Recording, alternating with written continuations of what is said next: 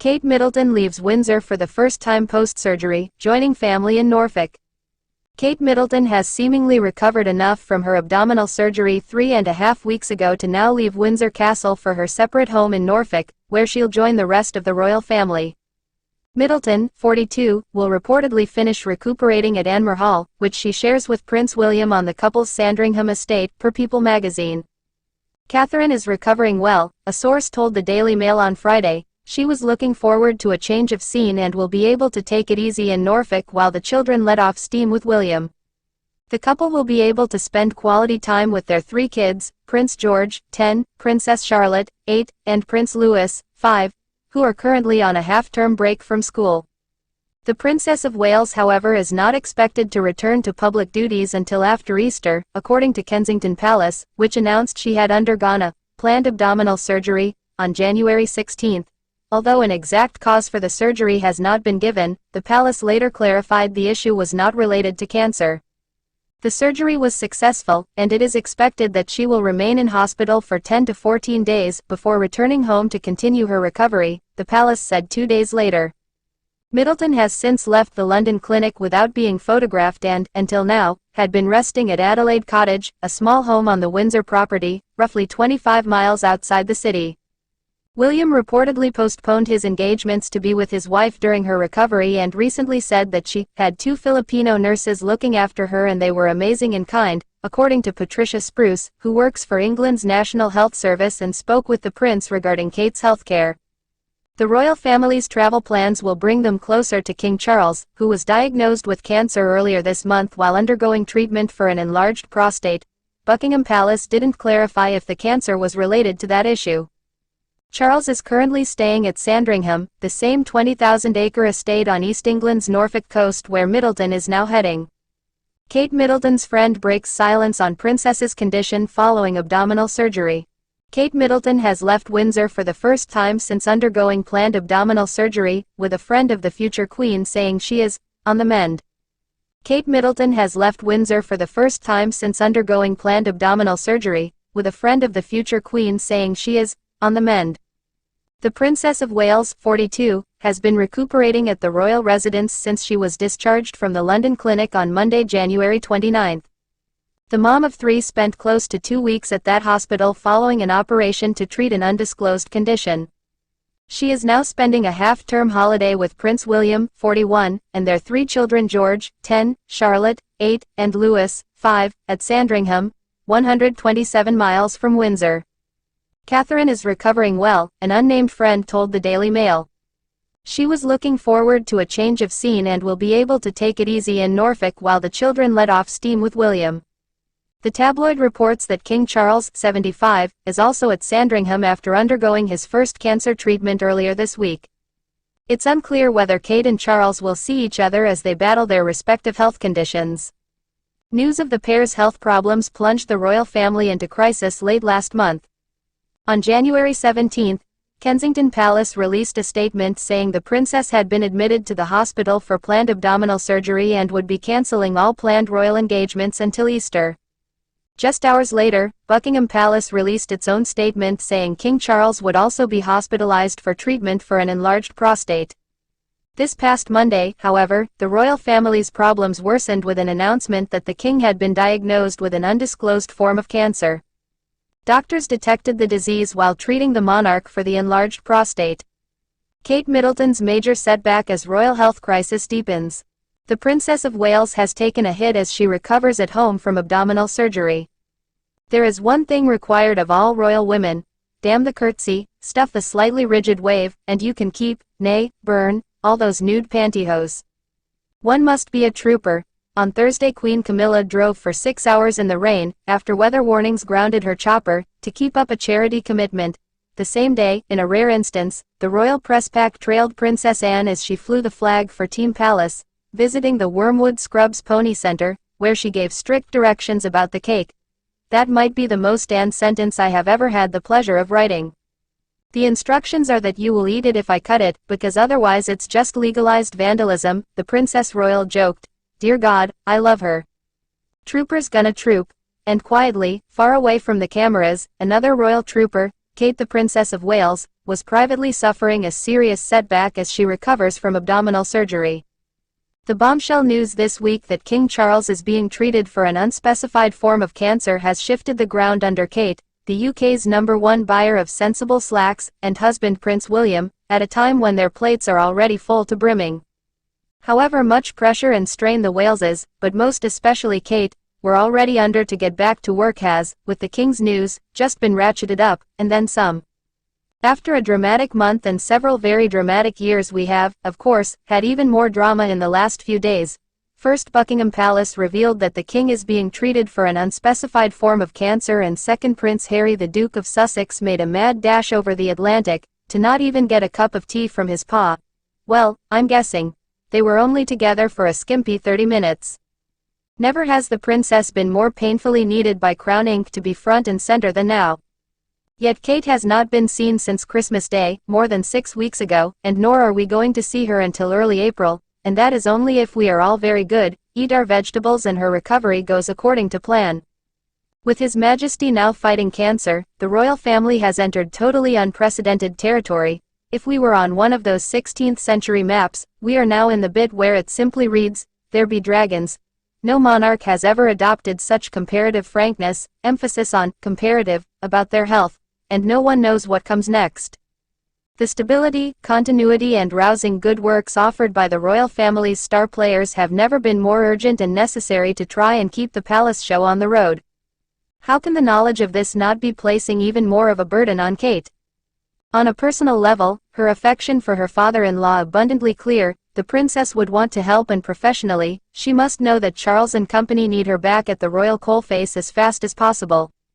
Even thinking about the pressure she must be under today is enough to make me want to go and lie in a dark room listening to the best of Enya. Also at play here is the fact that Kate's convalescence has taken William off of the royal chessboard too.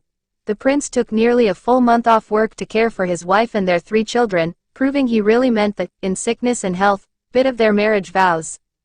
On Wednesday he made a brief return to the public view, first hosting an investiture at Windsor Castle and then later appearing at a black-tie charity gala for the London Air Ambulance, where he towered over #1 on the spaceship when Xenu finally comes back, Tom Cruise. However, Kensington Palace has made it clear that this was not William putting his shoulder back to the wheel and throwing himself into work, but him keeping commitments he had made prior to Kate's surgery. Back the prince has now gone to cut crusts off big lunch sandwiches and to supportively watch Below Deck in bed with Kate. The Daily Mail has reported that Charles wholly supports William and Kate's sick leave, with a source having said, "The king adores Catherine and thinks she is doing a wonderful job. He understands that family comes first." However, did all this warm support come before or after His Majesty found out he has cancer? Consider here that even though Charles went in for surgery for an enlarged prostate in January, he was only meant to be out of public action for a few weeks. It would have been a relatively manageable blip.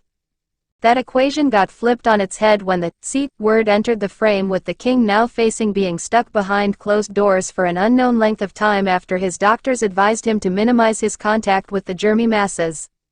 During the pandemic, the royal family played a belter, proving have laptop can do official engagements.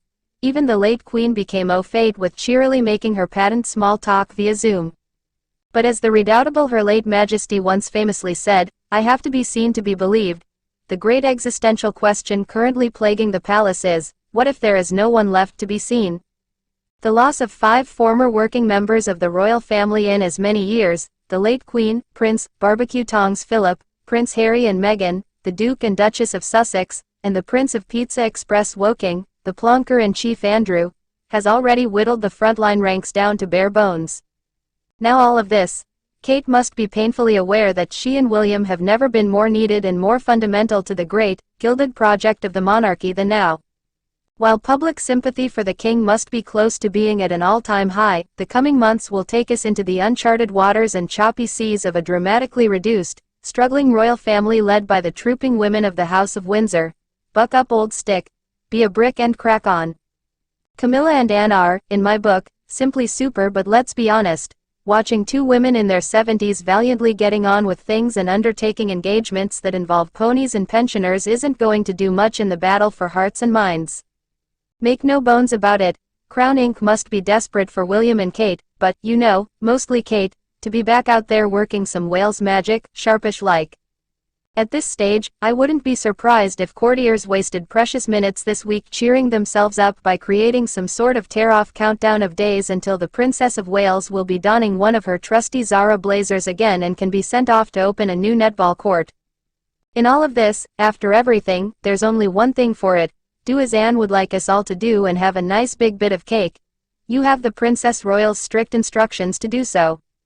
32 hidden talents you didn't know the royals had, from artistic prowess to high-octane hobbies. The royal family are much more than pomp and protocols, many are hiding some seriously impressive talents and skills. As the best royal tour moments prove, they certainly know how to keep busy, from traveling the world to represent the country to getting glammed up for important milestones. It would seem to the outside world the likes of Kate Middleton, Princess Anne and Sophie, Duchess of Edinburgh don't get much time to themselves. However, their best off-duty looks are a testament to the fact that titles aside, the royals can be just like us, keeping things casual and wanting some self-care time. And they might spend some of this off-duty time cultivating their surprising hobbies and talents. From calligraphy to being bilingual, we've rounded up some of these notable impressive skills. Touched on several times throughout his 2023 coronation, King Charles has long been an advocate for the arts, from Shakespeare to portraiture, and he's not just an admirer, but a fellow artist.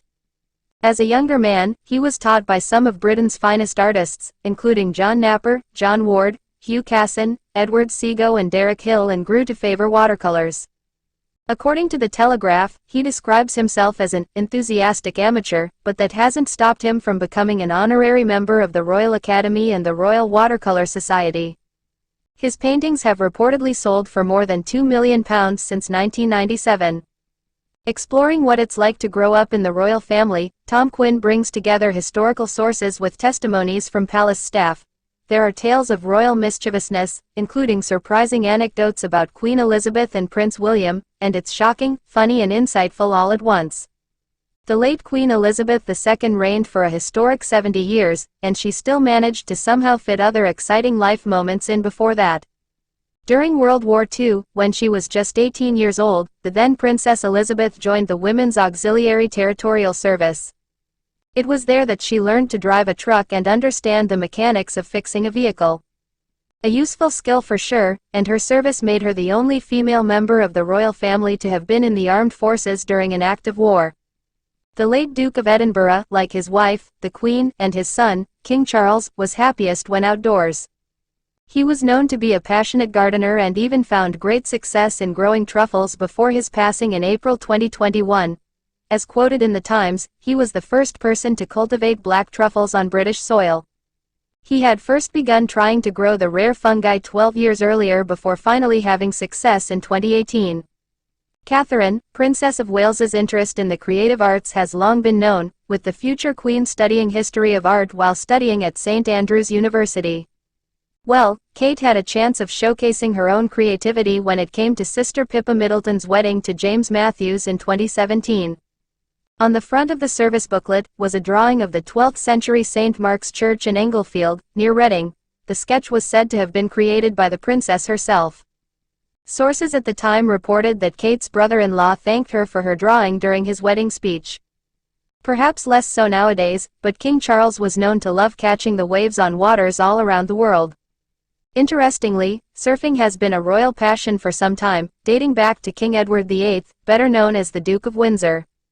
In April 1920, when he was the Prince of Wales, he made an official trip to the Hawaiian Islands, where he was invited to try surfing by David Kahanamoku at Waikiki Beach in Honolulu, before the sport really took off in popularity.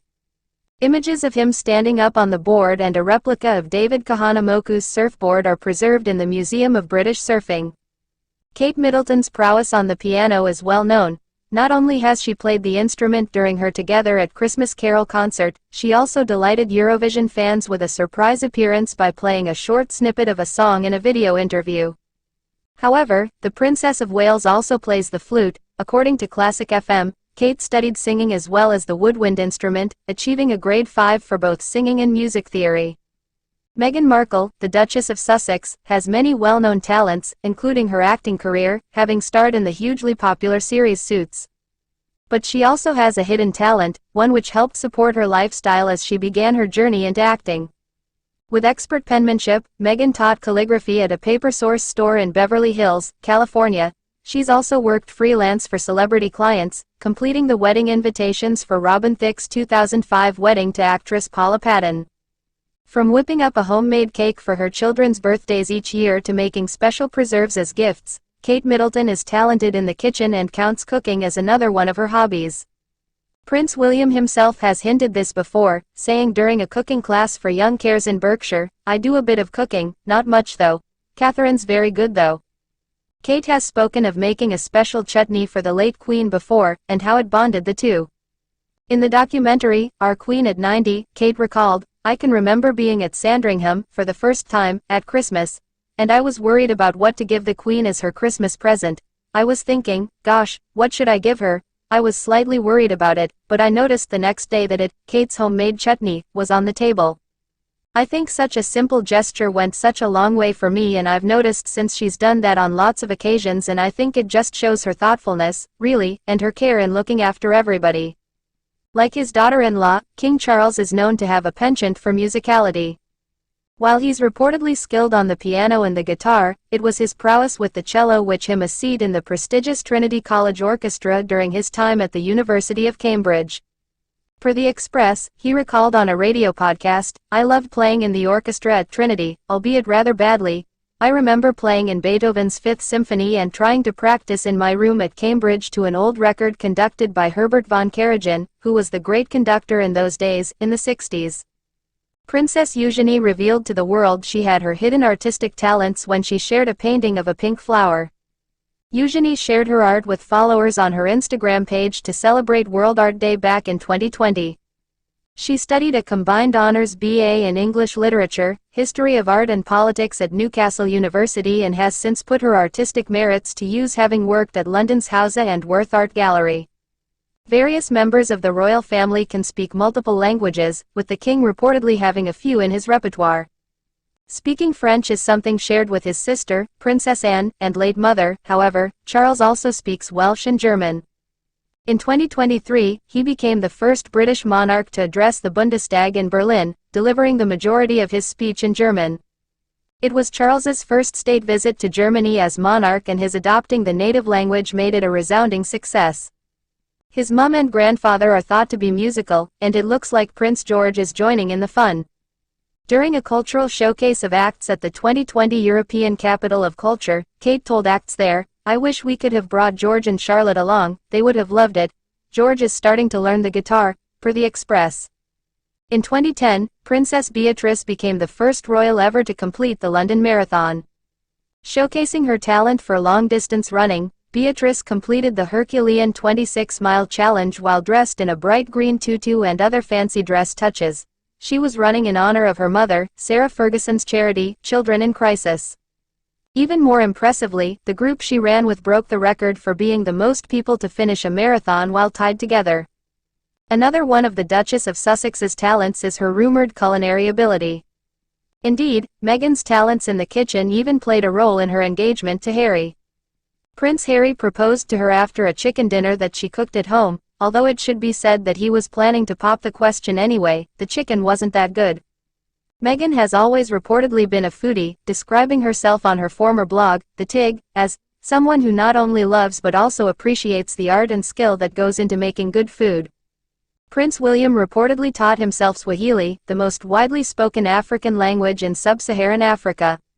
He learned how to speak the language while studying at the University of St Andrews in Scotland, according to the BBC.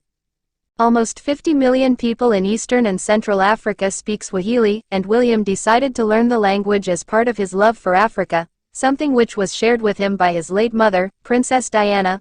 Per OK. He is also thought to be able to communicate in French, German, Gaelic and Spanish. Considering Kate Middleton plays the piano and Prince George is learning guitar, they can team up with Lady Gabriella to form a group. Lady Gabriella Windsor, the Queen's first cousin once removed, released tracks Out of the Blue and Bam Bam in August 2020 to raise money for an educational nonprofit, the Playing for Change Foundation. She wrote the lyrics and melodies for the songs, which were released under the name Ella Windsor. They can be streamed on Spotify and iTunes. In 2008, Prince William and Prince Harry did their best Hells Angels impression and took part in a 1,000-mile motorbike rally with over 80 other riders in South Africa. The Enduro Africa '08 event raised money for UNICEF, Nelson Mandela's Children's Fund, and Sentebale, a charity set up by Prince Harry and Prince Siso of Lesotho, to help vulnerable youth in Botswana and Lesotho. It wasn't the first time Prince William showed his talent for high-octane motorbikes, though. The Prince of Wales has reportedly a few bikes in his time, including a Yamaha XT600 and a Honda Blackbird. Prince George has reportedly been showing off his talents for skiing since a very young age. During a royal tour in Norway back in 2018, Kate Middleton revealed that the then 4-year-old was already hitting the slopes, and he had actually had his first skiing lesson when he was just 2 years old. Rebecca English, the royal reporter for the Daily Mail, tweeted at the time, "The Duchess confirmed that Prince George tried skiing last year but he was just 2.5, so was just starting." King Charles has long campaigned for a greener way of life, speaking out on the climate as early as the 1970s.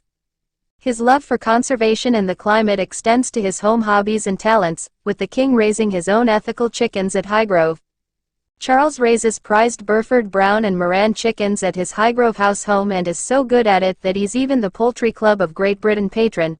When he turned 70, official portraits showed him being followed by his prized chickens on his bucolic estate.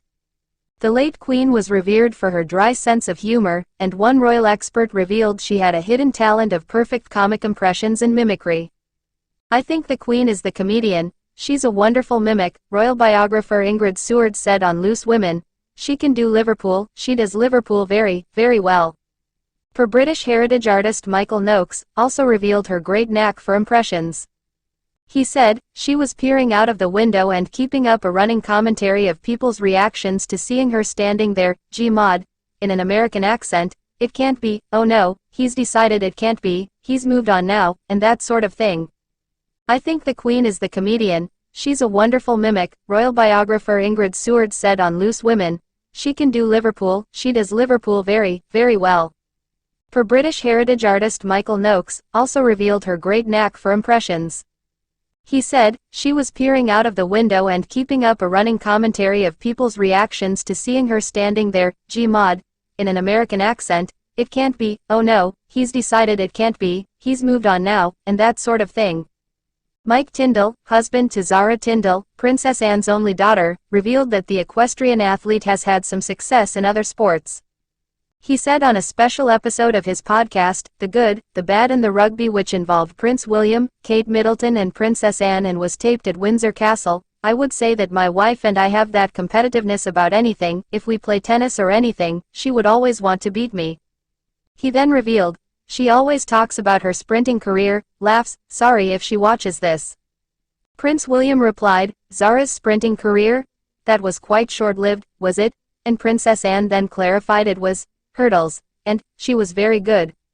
Sophie, Duchess of Edinburgh, visited the Shooting Star House in Hampton in 2022 for an early Valentine's Day treat, involving fun activities with a group of young people. The Duchess also joined in on a special sing-along of the 1967 Beatles classic, All You Need Is Love. In the adapted version of the song, Sophie showed a hidden talent for Makatone, a language which combines sign language, speech and symbols. The stereotype of the father being king of the barbecue is one that rings true in the Duke and Duchess of Edinburgh's household, Duchess Sophie revealed to the Express. "He is very good at barbecues, and the children love those." She also went on to praise Prince Edward's approach to parenthood, explaining, "He takes our son fishing, does a lot of riding with our daughter, he is very engaged as a father." Edward no doubt learned a thing or two from his own father, Prince Philip, who had been photographed outdoor cooking on the grill over the years. Like his sister-in-law, Princess Catherine, who is famous for her talents with photography, the Duke of Sussex shared some skillfully taken photos back in 2019. When he was still using the Sussex Royal Instagram account, Harry shared some wildlife shots for Earth Day. Alongside the photos, the caption read, "Today is #Earth Day, an opportunity to learn about, celebrate and continue to safeguard our planet, our home." We invite you to scroll through a series of 9 photos taken by the Duke of Sussex sharing his environmental POV. Princess Margaret lived a life worthy of a Hollywood diva, so it should come as no surprise that the Queen's younger sister had some natural talent for performing. According to Marion Crawford, the governess to the young Elizabeth and Margaret, who was affectionately known as Crawfie, who wrote in her book The Little Princesses, Margaret had a considerable talent for performing. Marian also noted that Margaret's talent for impressions often made her family laugh, a talent that she shared with her sister. The touching and groundbreaking stories of the Queen and Princess Margaret's childhoods told by their nanny, Marian Crawford, includes a foreword by former BBC royal correspondent Jenny Bond. Before she married Prince Edward and later became the Duchess of Edinburgh, Sophie Rhys-Jones proved her natural talent for business and public relations. She represented firms across the UK, Switzerland and Australia before opening her own agency in 1996. Princess Charlotte has a talent for ballet, something which would make her late grandmother, Princess Diana, proud. Charlotte's skill for the dance was revealed by her mother, Kate Middleton, during a visit with Ukrainian refugees. While chatting to a young girl named Liza, the Princess of Wales got to talking about songs the young girl liked to sing and other hobbies she enjoyed, and the young girl told Kate she loved to dance. The Princess of Wales replied that her daughter, Charlotte, likes dancing, she loves ballet and tap, before adding, keep up the dancing. In 2023, Kate even took Charlotte and friends to the Saturday evening performance of Cinderella by the Royal Ballet and the National Ballet of Canada at the Royal Opera House in London.